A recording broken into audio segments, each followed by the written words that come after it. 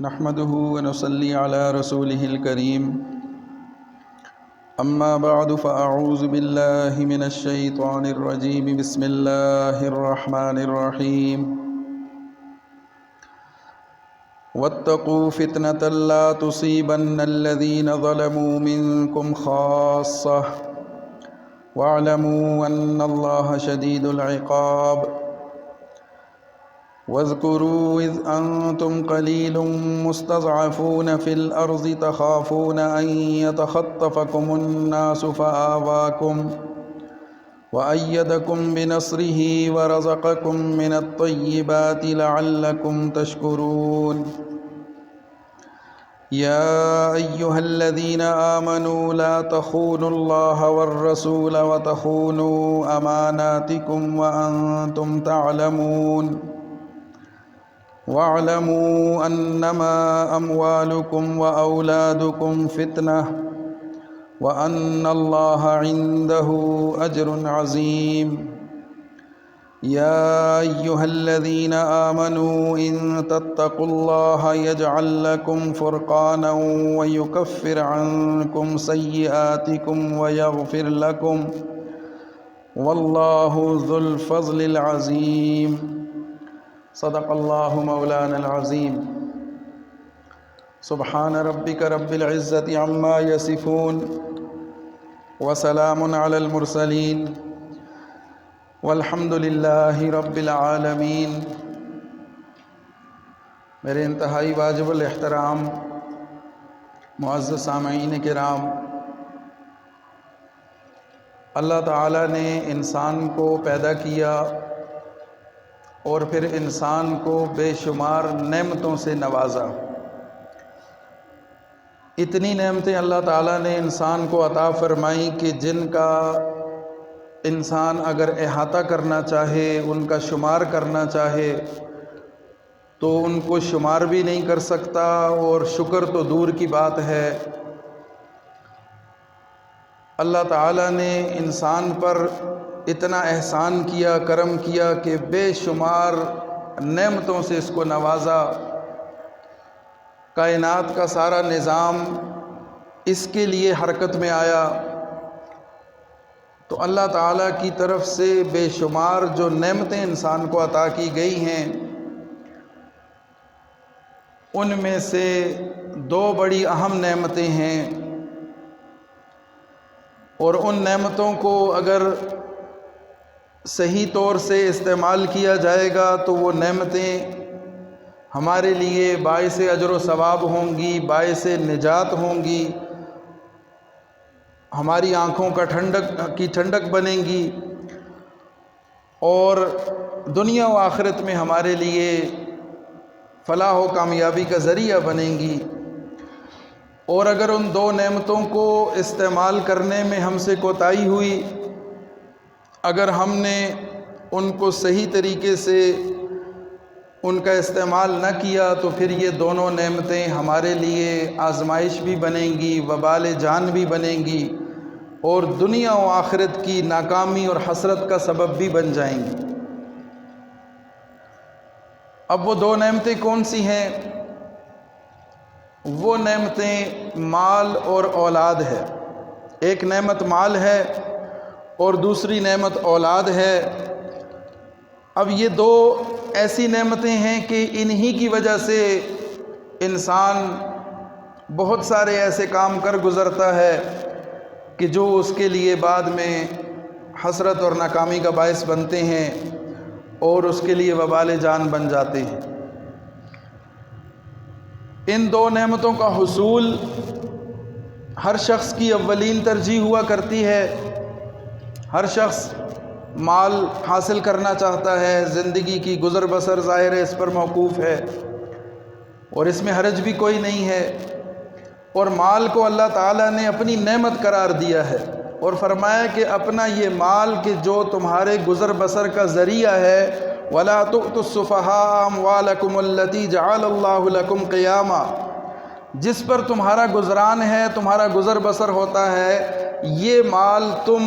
بے وقوف لوگوں کے حوالے مت کرو، ناسمجھ لوگوں کے حوالے اپنا مال کر کے اپنے مال کو ضائع مت کرو، اس لیے کہ مال ایسی نعمت ہے کہ اس کا حصول بھی مشکل ہے، اور پھر اس کو ضائع کر دینا یہ اس سے بڑی بے وقوفی ہے۔ تو مال اور اولاد اللہ تعالیٰ کی نعمتیں ہیں، لیکن ان نعمتوں کو اگر صحیح استعمال کیا جائے گا تو یہ باعث نجات بنیں گی اور ہماری آنکھوں کی ٹھنڈک بنیں گی، اور انہی نعمتوں کے ذریعے اللہ تعالیٰ پھر اپنے بندے کو آزماتا بھی ہے۔ اللہ تعالیٰ نے ان کو فتنہ قرار دیا، اور فتنے کا معنی آزمائش ہے، فتنے کا معنی امتحان ہے، فتنے کا معنی عذاب ہے، اور فتنے کا معنی وہ اشیاء ہیں کہ جو عذاب کا سبب بنتی ہیں۔ تو اللہ تعالیٰ نے یہ دو نعمتیں عطا کر کے پھر انہی نعمتوں کو آزمائش کا ذریعہ بھی بنا دیا، یہ دیکھنے کے لیے، یہ جانچنے کے لیے، یہ ظاہر کرنے کے لیے، اور یہ پرکھنے کے لیے کہ میرا بندہ میری عبادت کرتا ہے یا اس مال اور اولاد کی خاطر میرے حکموں کو توڑتا ہے، اس کی ترجیح کیا ہے، اس کی اولین ترجیح کیا ہے کہ جس کو یہ اپناتا ہے، یہ دنیا کے پیچھے لگ کے، مال کے پیچھے لگ کے، اولاد کی خاطر یہ میرے حکموں کو پورا کرتا ہے یا توڑتا ہے۔ یہ ایک امتحان اللہ تعالیٰ نے انسان کو دیا ہے مال اور اولاد کے ذریعے، اسی لیے اس کو فتنہ قرار دیا۔ اور پھر اسی طریقے سے گناہوں کو برداشت کر لینا، گناہوں کے ماحول میں گناہوں پر روک نہ کرنا، ان سے منع نہ کرنا، امر بالمعروف اور نہی عن المنکر کو چھوڑ دینا، اس کو بھی اللہ تعالیٰ نے باعث وبال قرار دیا ہے۔ سورہ انفال کی جو آیات میں نے آپ کے سامنے تلاوت کی ہیں، وَاتَّقُوا فِتْنَةً لَا تُصِيبَنَّ الَّذِينَ ظَلَمُوا مِنْكُمْ خَاصَّةً، اللہ تعالیٰ ارشاد فرماتے ہیں کہ اس فتنے سے بچو، اس فساد سے بچو، اس آزمائش سے بچو کہ جس کا وبال جب آئے گا تو اس سے صرف ظالم متاثر نہیں ہوں گے بلکہ سارے اکٹھے متاثر ہوں گے۔ اس کی وجہ علماء نے یہ لکھی ہے کہ جب گناہوں پر صبر کر لیا جاتا ہے اور گناہوں سے روکنے کو معیوب سمجھا جاتا ہے، اس طرف دھیان نہیں دیا جاتا، گناہوں کو ہضم کر لیا جاتا ہے، برداشت کر لیا جاتا ہے، تو پھر اللہ تعالیٰ کی طرف سے عمومی عذاب نازل ہوا کرتا ہے، اور پھر اس عذاب میں ظالم کے ساتھ ساتھ دوسرے لوگ بھی اس کا شکار ہو جایا کرتے ہیں۔ تو فرمایا وَاتَّقُوا فِتْنَةً لَا تُصِيبَنَّ الَّذِينَ ظَلَمُوا مِنْكُمْ خَاصَّةً، اس فتنے سے ڈرو کہ جس کا وبال جب آئے گا تو وہ پھر صرف ظالموں پر نہیں آئے گا، وہ سب پر آئے گا۔ وَاعْلَمُوا أَنَّ اللَّهَ شَدِيدُ الْعِقَابِ، اور جان لو کہ اللہ بڑی سخت پکڑ کرنے والا ہے۔ اللہ تعالیٰ ایک وقت تک ڈھیل دیتا ہے، برداشت کرتا ہے، موقع دیتا ہے انسانوں کو کہ یہ کب سنبھل جاتے ہیں، پلٹ آتے ہیں، لیکن اگر وہ گناہوں پر راضی ہو جاتے ہیں اور سب مل کر اس کا پرچار کرنے لگتے ہیں تو پھر اللہ تعالیٰ کی طرف سے پکڑ بھی آتی ہے اور سخت عذاب کا بھی شکار ہوا کرتے ہیں۔ اور اگلی آیت میں اللہ تعالیٰ نے ایمان والوں کو ان کے ماضی کی یاد دلائی کہ آج تم خوشحالی میں ہو، اچھے حالات میں ہو، تمہیں اللہ نے غلبہ دیا، تمہیں اللہ نے حکومت دی، تم پر اللہ نے رزق کی فراوانی کی، تمہیں اللہ نے نعمتوں سے نوازا۔ اب وہ وقت یاد کرو کہ جب تم مکہ میں تھے اور تم تعداد کے اعتبار سے بھی کم تھے اور تم کمزور تھے، اور اس حد تک کمزور تھے کہ تمہیں یہ لگتا تھا کہ یہ غیر مسلم، یہ مشرکین یہ ہمیں اچک لیں گے، یہ ہمیں ختم کر دیں گے، یہ ہمیں مٹا دیں گے۔ تخافون ان یتخطفکم الناس فآواکم، اللہ نے تمہیں ٹھکانہ دیا، وأیدکم بنصرہ، اور تمہاری مدد کی، تمہیں حوصلہ دیا، تمہارے قدموں کو مضبوط کیا، ورزقکم من الطیبات، تمہیں نعمتوں سے نوازا، تم پر رزق کی فراوانی کر دی، پاکیزہ رزق تمہیں عطا کیا، لعلکم تشکرون، تاکہ تم شکر گزار بنو۔ تو اس سے دو باتیں ہمارے سامنے آئیں، ایک تو یہ کہ گناہ پر صبر نہیں کرنا، گناہ کو ہضم نہیں ہونے دینا، بلکہ اگر کوئی برائی معاشرے کے اندر پنپ رہی ہے، سر اٹھا رہی ہے، تو اس برائی کا روکنا، اس کے آگے رکاوٹ ڈالنا،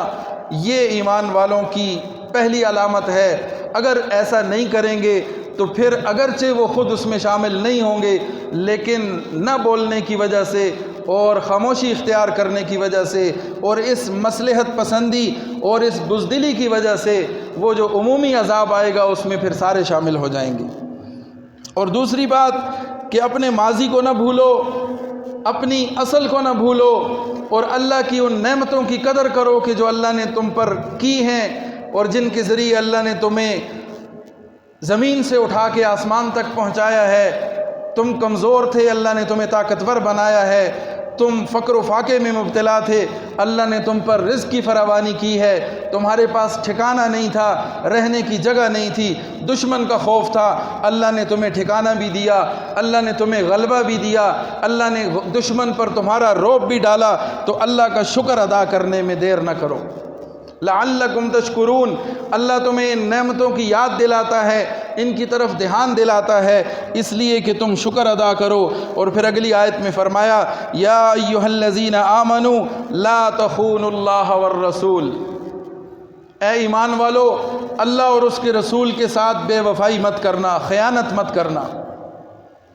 وتخونوا اماناتکم، اور اپنی امانتوں میں خیانت مت کرنا، اپنے مال میں خیانت مت کرنا۔ وانتم تعلمون، تم جانتے ہو کہ خیانت کرنا کتنا بڑا گناہ ہے، بے وفائی کرنا اور بری نیت رکھنا اور خیانت کرنا یہ کتنا بڑا وبال کا باعث ہے، تمہیں اس بات کا علم ہے، تم اس بات کو جانتے ہو۔ وانتم تعلمون، تو جان بوجھ کر اللہ اور اس کے رسول سے نہ تو بے وفائی کرنا اور نہ خیانت کرنا اور نہ اپنے مالوں میں خیانت کرنا، اس سے اللہ تعالیٰ تمہیں منع فرماتا ہے۔ اس کا حکم عمومی ہے، لیکن اس کی شان نزول میں بھی ایک واقعہ ہے جس پر یہ آیت نازل ہوئی کہ حضرت ابو لبابہ رضی اللہ تعالیٰ عنہ، بنو قریظہ کے ساتھ ان کے اچھے تعلقات تھے، ان کے اہل و عیال وہاں پر تھے، ان کا مال و دولت ان کے ساتھ کچھ کام کاروبار بھی تھا، تو ان سے ایک لغزش ہو گئی، ایک کوتاہی ہو گئی۔ جب رسول اللہ صلی اللہ علیہ وسلم نے ان بنو قریظہ والوں کے خلاف فیصلہ فرما لیا اور ان کے قتل کا فیصلہ ہو چکا، تو حضرت ابو لبابہ رضی اللہ تعالیٰ عنہ جب ان کے پاس گئے بات چیت کرنے کے لیے، تو وہ ان کے پاس آ گئے، رونے دھونے لگے، تو حضرت ابو لبابہ رضی اللہ تعالیٰ عنہ کو کچھ ان پر رحم آ گیا، اور کچھ ان کے اپنے ان کے ساتھ دوستانہ تعلقات تھے، ان کی بنا پر انہیں اشارتاً یہ بتا دیا کہ گردن پہ ایسے ہاتھ پھیر کر بتایا کہ اب تمہاری خیر نہیں ہے، تمہاری گردنیں کاٹی جائیں گی۔ تو یہ ایک راز تھا رسول اللہ صلی اللہ علیہ وسلم کا، جو کہ غلطی سے ان کی محبت میں ان سے فاش ہو گیا۔ اب اس پر فوراً تنبیہ ہوئی اور واپس آ کر انہوں نے خود کو مسجد نبوی کے ایک ستون کے ساتھ باندھ لیا، اور یہ قسم اٹھا لی کہ اس وقت تک میں اپنے آپ کو نہیں کھولوں گا، یہاں سے آزاد نہیں ہوں گا کہ جب تک اللہ تعالیٰ کی طرف سے میری توبہ قبول نہیں ہو جاتی۔ اور پھر کئی دن تک اس ستون سے بندھے رہے، اور پھر بالآخر اللہ تعالیٰ نے ان کی توبہ کو قبول فرمایا، اور رسول اللہ صلی اللہ علیہ وسلم نے انہیں خوشخبری دی اور انہیں جا کر اپنے ہاتھ سے ان کو آزاد کیا۔ تو اس پر یہ آیات نازل ہوئیں کہ اے ایمان والو اللہ اور اس کے رسول سے بے وفائی نہ کرنا، خیانت نہ کرنا، وَتَخُونُوا أَمَانَاتِكُمْ، اور اپنی امانتوں میں خیانت نہ کرنا، وَأَنْتُمْ تَعْلَمُونَ، تم جانتے ہو کہ یہ کتنا بڑا گناہ ہے۔ تو جانتے بوجھتے ہوئے کسی گناہ کو اختیار کرو گے تو پھر اللہ تعالیٰ کی پکڑ سے نہیں بچ سکو گے۔ وَاعْلَمُوا، جان لو۔ اب وجہ کیا ہوئی تھی؟ مال اور اولاد اس کی وجہ بنی تھی، اس خیانت کی، اس کوتاہی کی۔ تو اللہ تعالیٰ نے فرما دیا وَاعْلَمُوا، جان لو، انما اموالکم واولادکم فتنہ، تمہارے مال، تمہارے اموال اور تمہاری اولادیں یہ تمہارے لیے فتنہ ہے، فتنتن، یہ تمہارے لیے عذاب کا باعث بن سکتے ہیں، یہ تمہارے لیے امتحان ہیں، یہ تمہارے لیے آزمائش کا باعث بن سکتے ہیں، اور ان کے ذریعے اگر تم ان کا دھیان نہیں دو گے، ان کی طرف دھیان نہیں کرو گے اور ان کی اصلاح کی فکر نہیں کرو گے، ان کی وجہ سے تم پر وبال بھی آئے گا، تم پر عذاب بھی آ سکتا ہے۔ تو ان کو اللہ تعالیٰ نے فتنہ قرار دیا۔ وَاعْلَمُوا أَنَّمَا أَمْوَالُكُمْ وَأَوْلَادُكُمْ فِتْنَةٌ وَأَنَّ اللَّهَ عِندَهُ أَجْرٌ عَظِيمٌ، بڑا اجر اللہ کے ہاں ہے۔ اور پھر صرف یہیں پر یہ قرار نہیں دیا، بلکہ قرآن کی دیگر آیات میں بھی اللہ تعالیٰ نے مال اور اولاد کو ایک فتنہ قرار دیا۔ المال والبنون زینت الحیات الدنیا، یہ مال اور دولت، یہ اولاد زینت الحیات الدنیا، یہ دنیا کی زینت ہے، دنیا کی زیب و زینت ہے، یہ دنیا کی رونق ہے۔ والباقیات الصالحات خیر عند ربک ثوابا وخیر عملا، باقی رہنے والے اللہ کے ہاں جو بہتر ہے وہ نیکیاں ہیں، وہ نیک اعمال ہیں۔ تو یہ اصل اعمال ہیں، یہ باقی رہنے والے ہیں، ان کی طرف دھیان دو، ان کی طرف توجہ دو۔ یہ مال، یہ اولاد، یہ دنیا کی رونقیں ہیں، ان سے اپنی جان چھڑاؤ، ان کو اتنی ہی اہمیت دو کہ جتنا ان کا حق ہے، جتنا ان کے ساتھ تم نے رہنا ہے۔ یہ سب کچھ عارضی ہے، یہ ختم ہو جانے والا ہے۔ ہمیشہ رہنے والے وہ اعمال ہیں جو تمہیں دنیا میں بھی کام آئیں گے اور آخرت میں بھی کام آئیں گے۔ پھر اسی طرح فرمایا یا ایھا الذین آمنوا لا تلھکم اموالکم واولادکم عن ذکر اللہ، اے ایمان والو، تمہارے مال اور تمہاری اولاد تمہیں ہلاکت میں نہ ڈال دیں۔ کہیں ایسا نہ ہو کہ مال کی محبت میں اور اولاد کی محبت میں تم وہ کام کر بیٹھو کہ جن کی وجہ سے اللہ کی ہلاکت کے مستحق قرار پاؤ۔ تو یہ مال اور یہ اولاد، تمہیں ان سے محبت ہے، تمہیں ان سے لگاؤ ہے، تم انہی کے لیے ساری کوشش کرتے ہو، محنت کرتے ہو اور انہی کے لیے اپنی ساری صلاحیتیں لگاتے ہو، لیکن یاد رکھنا کہ یہ مال اور یہ اولاد تمہارے لیے کہیں ہلاکت کا باعث نہ بن جائیں، اس کا دھیان ضرور رکھنا۔ اور پھر اسی طرح فرمایا زُيِّنَ لِلنَّاسِ حُبُّ الشَّهَوَاتِ مِنَ النِّسَاءِ وَالْبَنِينَ وَالْقَنَاطِيرِ الْمُقَنطَرَةِ مِنَ الذَّهَبِ وَالْفِضَّةِ وَالْخَيْلِ الْمُسَوَّمَةِ وَالْأَنْعَامِ وَالْحَرْثِ، مزین کر دیا گیا لوگوں کی من پسند چیزوں کو، ان کے لیے مزین کر کے رکھ دیا اللہ نے۔ زُيِّنَ لِلنَّاسِ حُبُّ الشَّهَوَاتِ، جن چیزوں میں لوگ دلچسپی لیتے ہیں ان کی محبت ان کو اللہ نے مزین کر کے ان کے سامنے رکھ دیا۔ یہ بھی ایک امتحان ہے، یہ بھی ایک ان کے لیے آزمائش ہے کہ اللہ تعالیٰ نے انہی چیزوں کی محبت جن کی طرف نفس مائل ہوتا ہے، جن کی طرف طبیعت مائل ہوتی ہے، ان کو اللہ نے تمہارے لیے مزین کر کے رکھ دیا۔ اب یہ بھی تمہارے لیے امتحان ہے۔ من النساء والبنین، عورتیں اور بیٹے، والقناطیر المقنطرہ، اور خزانے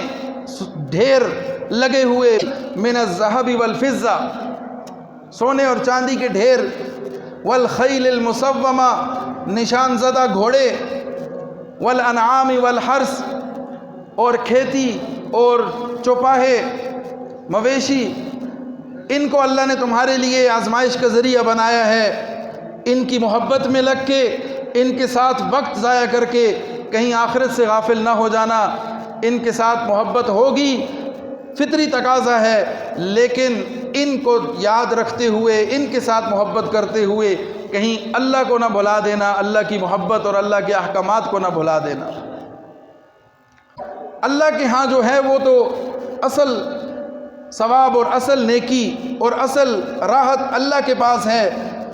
اور پھر فرمایا قُلْ أَنُبِّئُكُمْ بِخَيْرٍ مِّن ذَلِكُمْ، ان کو یہ بتا دو کہ آؤ میں تمہیں بتاؤں ان چیزوں سے بہتر کیا چیز ہے۔ تم نے مال کو بہتر سمجھا،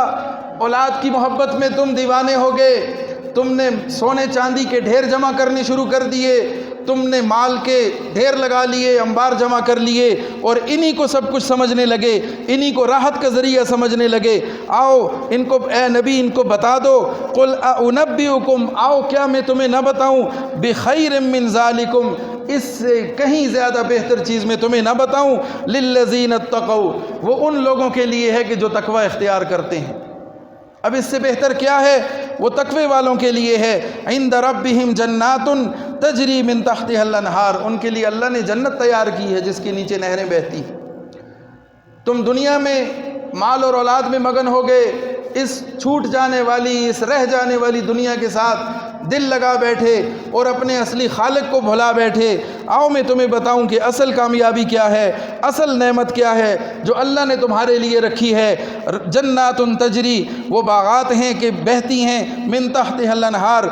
جن کے نیچے نہریں، خالدین فیہا، یہ اس میں ہمیشہ ہمیشہ رہیں گے۔ وہ نہریں، وہ مزے اور وہ باغات اور وہ جنت یہ چھوٹنے والی نہیں ہیں، یہ ضائع ہونے والی نہیں ہیں، یہ فانی نہیں ہیں، یہ باقی ہیں، ہمیشہ رہنے والی ہیں۔ خالدین فیہا، ہمیشہ اس میں رہیں گے۔ وازواج مطہرہ، وہاں پر ان کے پاس پاکیزہ بیویاں ہوں گی، پاکیزہ عورتیں ہوں گی جو اللہ انہیں مہیا کرے گا، جو اللہ انہیں عطا کرے گا۔ آج دنیا کی عورتوں کے پیچھے اپنا منہ کالا کرنے والوں، آج دنیا کے حسن کے پیچھے اپنے اعمال برباد کرنے والوں، آؤ دیکھو اللہ کیا کہہ رہا ہے، وازواج مطہرہ، میں نے ان کے لیے پاکیزہ بیویاں رکھی ہیں، ورضوان من اللہ، اور اللہ کی رضا ان کو مل جائے گی۔ جب اللہ راضی ہو گیا، اللہ ان کے ساتھ ہو گیا، تو پھر اور کسی نعمت کی ان کو ضرورت ہی نہیں۔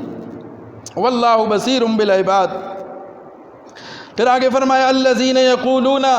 یہ وہ لوگ ہیں، یہ وہ نیک لوگ ہیں جن کے لیے جنت ہے، جن کے لیے پاکیزہ بیویاں ہیں، جن سے اللہ راضی ہے۔ یہ کون لوگ ہیں؟ یہ کس وجہ سے اس مقام کو پہنچے؟ کس نے ان کو اس مقام تک پہنچا دیا؟ کس چیز نے؟ الذین یقولون، یہ وہ لوگ ہیں جو کہتے ہیں ربنا اننا آمنا، اے ہمارے رب ہم ایمان لائے، ہم مسلمان ہیں، ہم ایمان والے ہیں، ہم تیرے اوپر ایمان لاتے ہیں، فاغفر لنا ذنوبنا، ہم سے ہمارے گناہوں کو معاف کر دے، ہم سے غلطی ہو گئی، ہم سے کوتاہی ہو گئی، جو غلطی کوتاہی لغزش ہو گئی، فاغفر لنا ذنوبنا، ہمارے گناہ ہمیں بخش دے، وقنا عذاب النار، اور آخرت کے عذاب سے، آگ کے عذاب سے ہماری حفاظت فرما۔ ایمان والے ہیں اور اپنے گناہوں کی معافی مانگنے والے ہیں اور آگ سے پناہ مانگنے والے ہیں۔ الصابرین، صبر کرنے والے ہیں، مصیبتوں پر صبر کرتے ہیں، بیماریوں پر صبر کرتے ہیں، آزمائشوں پر صبر کرتے ہیں، ناشکری نہیں کرتے، بے صبری نہیں کرتے، اور کسی قسم کی لغزش ان سے ہو بھی جائے تو اس پر معافی مانگتے ہیں۔ والصادقین، اور سچ بولنے والے ہیں، جھوٹ کا سہارا نہیں لیتے، دھوکہ نہیں دیتے، فریب نہیں کرتے، سچے ہیں۔ والقانتین، اور عبادت گزار ہیں، اللہ کے سامنے جھکنے والے ہیں، اللہ کا حکم پورا کرنے والے ہیں۔ والمنفقین، اور خرچ کرنے والے ہیں، جوڑ جوڑ کے رکھنے والے نہیں ہیں اور خزانوں کے ڈھیر لگا کر ان پر سانپ بن کر بیٹھنے والے نہیں ہیں۔ والمنفقین، خرچ کرتے ہیں، اللہ کی راہ میں خرچ کرتے ہیں، نیک کاموں میں خرچ کرتے ہیں، اپنے اہل و عیال پہ خرچ کرتے ہیں، اور دنیا میں خرچ کر کے آخرت کے لیے اپنا ذخیرہ بناتے ہیں۔ والمستغفرین بالاسحار، اور صبح میں اٹھ کر، رات کے آخری حصے میں اٹھ کر اللہ سے استغفار کرنے والے ہیں، تہجد کی پابندی کرتے ہیں۔ والمستغفرین بالاسحار، صبح میں اٹھ کر استغفار کرنے والے ہیں، اللہ کے سامنے آہوزاری کرنے والے ہیں۔ تو یہ وہ لوگ ہیں کہ جن کے لیے اللہ نے کامیابی کا وعدہ فرمایا۔ دنیا کی نعمتیں، دنیا کی آسائشیں، دنیا کی لذتیں اور دنیا کی ہر چیز اللہ نے عطا کی، پھر اس کو خوبصورت بنا دیا، اس کی طرف دل مائل بھی ہوتا ہے، اس پر انسان فریفتہ بھی ہوتا ہے۔ زین للناس حب الشہوات من النساء والبنین والقناطیر المقنطرہ، عورتیں ہیں، بچے ہیں، اولاد ہے، سونے چاندی کے ڈھیر ہیں، سواریاں ہیں، نشان زدہ گھوڑے ہیں، سواریاں ہیں، گاڑیاں ہیں، بینک بیلنس ہیں، کوٹھیاں ہیں، پلاٹ ہیں، اور والانعام والحرث، مویشی ہیں، اور کھیتی باڑی ہے، فصلیں ہیں، یہ سب چیزیں اللہ نے دی ہیں۔ لیکن پھر ساتھ اللہ نے فرما دیا کہ ذالک متاع الحیات الدنیا، یہ دنیا کی متاع ہے، چند روزہ ہے، یہ ہمیشہ رہنے والی نہیں ہے، یہ ختم ہو جانے والی ہے۔ واللہ عندہ حسن المآب، جو اللہ کے پاس ہے وہ اچھا ٹھکانہ ہے، وہ اچھا اور بہترین بدلہ ہے جو اللہ کے پاس ہے۔ تو فکر اس کی کرو، یہ چیزیں ضرورت کی ہیں، ان کو ضرورت کے درجے میں رکھو، وہ چیزیں مقصودی ہیں ان کو اس درجے میں رکھو اور ان کے لیے اسی درجے کی محنت اور کوشش کرو۔ تو اللہ رب العزت نے اولاد کو فتنہ قرار دیا، پھر ایک مقام پر فرمایا قوا انفسکم واہلیکم نارا، کہ ایمان والو اپنے آپ کو اور اپنے اہل و عیال کو آگ سے بچاؤ، جہنم سے بچاؤ، اس آگ سے کہ جس کا ایندھن انسان بھی ہیں اور پتھر بھی ہیں، اس آگ سے ان کو بچاؤ۔ اور حضرت علی رضی اللہ تعالیٰ عنہ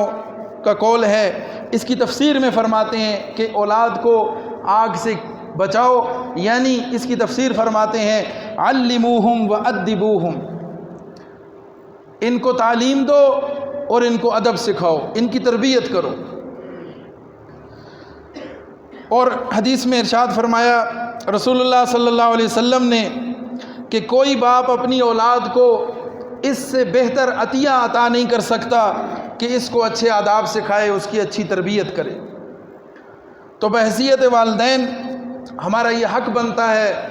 کہ ہم اپنی اولاد کی تربیت کی فکر کریں۔ صحابہ کرام نے ایک مرتبہ پوچھا کہ اے اللہ کے رسول، ہمیں والدین کے حقوق تو پتہ چل گئے، ان کی تو بڑی تاکید آئی ہے، ہمیں سمجھ آ گئی والدین کے کتنے حقوق ہیں، اولاد کے کیا حقوق ہیں؟ تو حضور نے فرمایا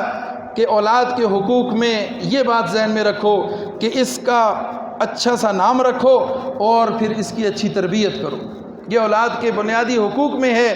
کہ والدین اولاد کو اچھا نام دیں اور پھر اولاد کی اچھی تربیت کریں۔ اور تربیت کے حوالے سے بہت زیادہ ہمیں فکر مند ہونے کی ضرورت ہے، اور یہ ایک طویل موضوع ہے، اس پر انشاءاللہ اسی موضوع پر آئندہ بات بھی ہوگی کہ اولاد کی تربیت اور اس کے حوالے سے ہماری ذمہ داری، تو اس پر انشاءاللہ تفصیل سے بات کریں گے۔ اللہ تعالی ہمیں اس کی فکر عطا فرمائے کہ ہم پر جو ذمہ داری پڑتی ہے ہم اس کو نبھانے کی کوشش کریں۔ علماء یہ فرماتے ہیں کہ اگر کسی شخص نے اپنی اولاد کی تربیت کی، اس کو تنبیہ کی، اس کو سمجھاتا رہا، کبھی سختی سے کبھی نرمی سے، ہر حربہ استعمال کیا، اس کے لیے کوشش کی، اس کے لیے دعاؤں کا اہتمام کرتا رہا، اس کو دین سکھانے کی کوشش کی، ساری توانائیاں صرف کیں، اس کے باوجود اولاد اس کے کہنے میں نہیں ہے، اس کی اولاد اس سے نکل جاتی ہے، بگڑ جاتی ہے، تو فرمایا کہ ایسا شخص اللہ کے ہاں مجرم نہیں ہے، اللہ کے ہاں یہ شخص صاف ہے، اس نے اپنی ذمہ داری ادا کر دی، پوری کر دی۔ اب اولاد اگر پھر بھی نہ سدھری اور اسے ہدایت نہ ملی تو اس میں اس والد کا اور والدین کا کوئی قصور نہیں ہے، یہ اپنی جگہ پر اللہ کے ہاں سرخرو ہے، اولاد اپنا جواب اللہ کے ہاں خود دے گی۔ اور اس کی دوسری ایک صورت یہ ہے کہ ایک شخص ہے، ویسے ہی بڑا نیک ہے، فرما بردار ہے، اطاعت گزار ہے، دین پر چلتا ہے، نیکی کے کام کرتا ہے، والدین نے کبھی اس کو نیکی کا نہیں کہا، والدین نے اپنی ذمہ داری پوری نہیں کی، والدین نے اس کی تربیت نہیں کی، والدین نے اس کے لیے وہ اسباب مہیا نہیں کیے کہ جو اس کو ہدایت کے راستے پر لگاتے، تو فرمایا کہ یہاں اولاد اچھی ہے، نیک ہے، لیکن اس میں والدین کا کوئی کردار نہیں ہے، اس لیے یہ جو والدین ہیں یہ آخرت میں پوچھے جائیں گے، ان کی پکڑ ہوگی اور ان سے پوچھا جائے گا کہ آپ نے جو اپنی ذمہ داری تھی وہ کیوں ادا نہ کی۔ اولاد نیک ہے، وہ آپ کے کہنے سے نہیں ہوئی، وہ ویسے اس کی طبیعت اچھی تھی، وہ اچھی فطرت کا تھا، وہ نیکی کرتا رہا، وہ اچھے کام کرتا رہا، لیکن آپ نے جو کوتاہی کی اولاد کی تربیت نہ کر کے، سستی دکھا کر اور اس کے لیے فکر مند نہ ہو کر، اس پر اللہ ان کو پوچھے گا اور ان کی پکڑ ہوگی۔ تو اولاد کی تربیت یہ ہماری اولین ذمہ داری ہے، اس کے لیے ہمیں کوشش بھی کرنی ہے اور اس کو سمجھنا بھی ہے، تفصیل سے گہرائی میں جا کر اس موضوع کو سمجھنا ہے اور اس پر سختی سے عمل پیرا ہونا ہے، اس لیے کہ یہی اولاد ہمارا سرمایہ ہے، یہی اولاد اور یہی مال یہ ہمارے لیے باعث وبال بھی بن سکتا ہے اور باعث نجات بھی بن سکتا ہے۔ اللہ تعالی ہمیں اپنی اولاد کی فکر کرنے کی اور ان کی صحیح تربیت کرنے کی توفیق عطا فرمائے۔ وآخر دعوانا ان الحمد للہ رب العالمین۔